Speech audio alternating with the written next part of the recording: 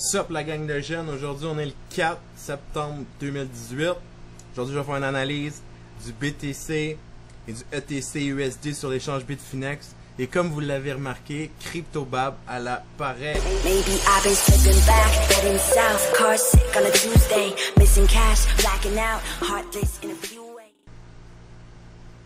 Une petite analyse.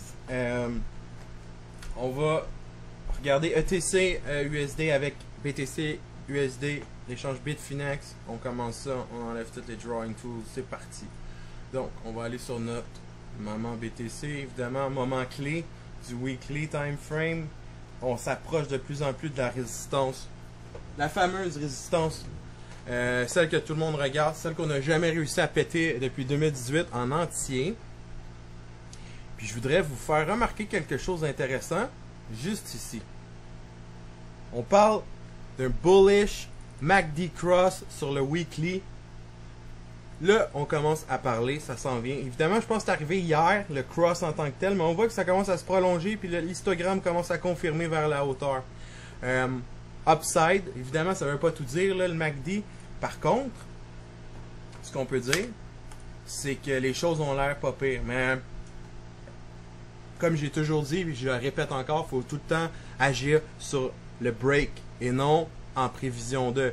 Évidemment, si tu veux long ici, ok, mais honnêtement, ça serait peut-être pas la meilleure idée au niveau du fait qu'il y a beaucoup de shorts qui sont ici. On va aller les voir, les shorts, justement. Les shorts qui ont augmenté, j'en avais parlé dans une autre vidéo précédente. Il a augmenté de 10 000 ultra vite. Depuis ce temps-là, oups, il a fait un higher high là, ok. Depuis ce moment-là, on a même perdu les EMAs. On a perdu la 50, on a perdu la 24, puis la 14.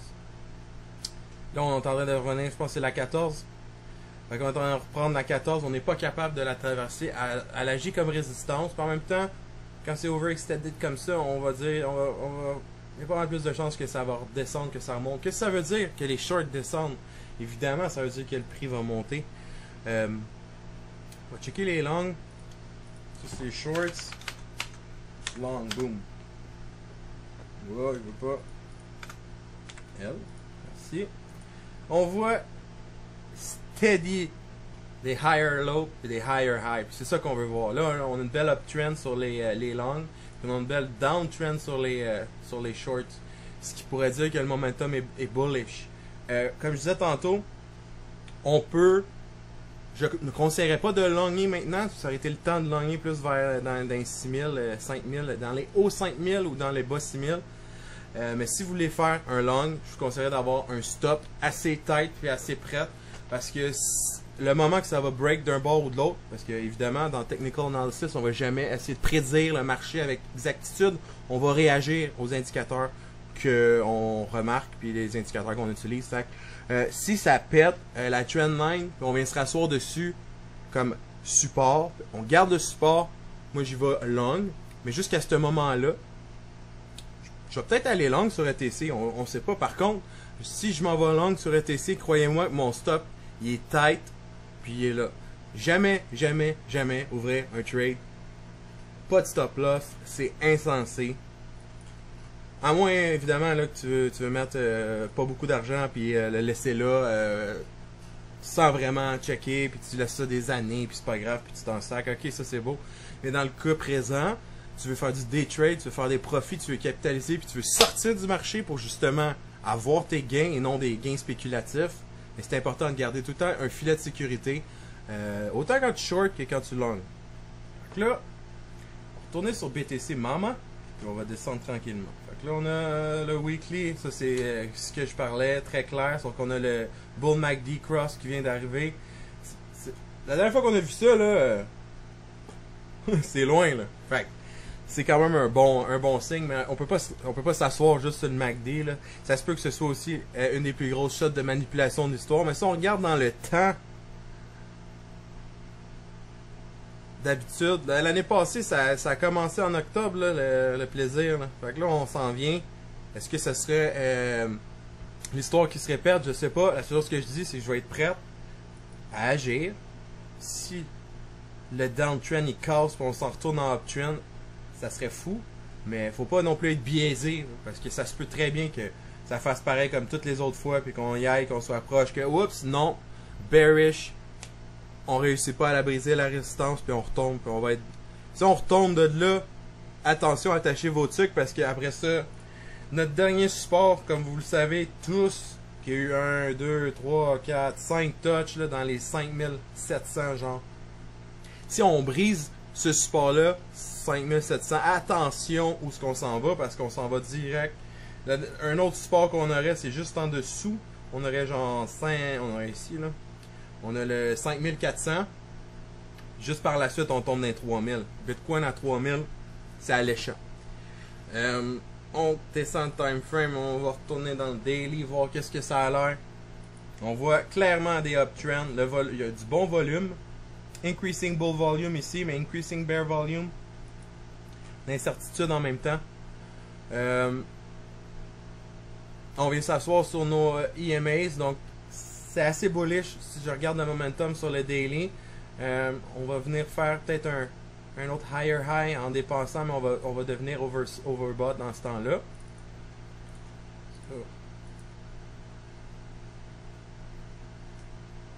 Parce qu'on va très bien là. Ça c'est notre uptrend qu'on a ici. Tard. Parfait. On commence à être overbought un petit peu par contre. Mais il faut pas oublier que parfois le marché il décide que le RSI ça sert à rien. Surtout dans les all-time highs, dans le Sky Breakout, quand il n'y a pas d'autres price history, quand il n'y a pas eu d'autres prix dans cette range-là, dans cet endroit-là. Généralement, le RSI sert à rien. Mais overbought c'est un bon signal généralement là, pour pouvoir saisir soit les tops ou les bottoms. Mais comme je dis, faut prendre chaque indicateur avec un petit grain de sel, toujours. On tourne dans le 6 heures. On voit pas mal la même chose.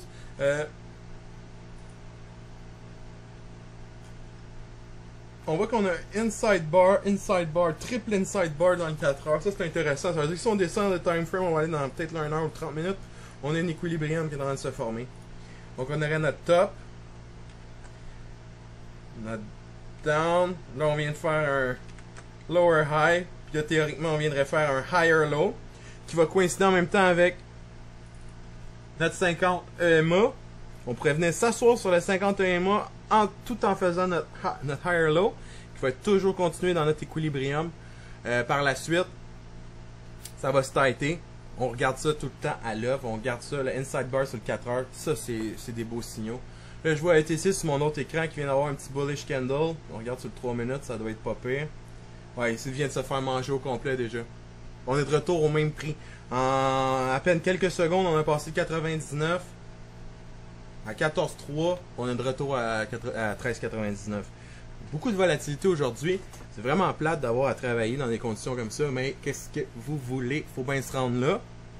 Un jour, je vais avoir juste ça à faire trader. Puis ce jour-là, attachez votre sucre. Là, on est revenu un petit peu trop vite. On retourne sur BTC. 4 heures, inside bar à regarder. C'est vraiment un beau signal ça, à chaque fois. Donc, juste pour vous rafraîchir la mémoire, on va utiliser le top et le bottom du candle précédent. Il faut que tout ton body au complet de ton candle puisse rentrer dans celui qui est précédent. Puis lui, dans celui qui est précédent. Donc, là, on voit que ces deux-là étaient presque pareils. Puis ici, il y a une contraction. Donc, si le prix va aller au-dessus de cette ligne-là, bullish, en bas de cette ligne-là, bearish. Là, on est dans le 4 heures. On va descendre ça un petit peu. On va checker le 1 heure vite, même si j'ai pas grand-chose à aller confirmer là. On vient de checker avec le... Je vais enlever tous les barbeaux. Oups, je vais enlever les barbeaux. Parfait.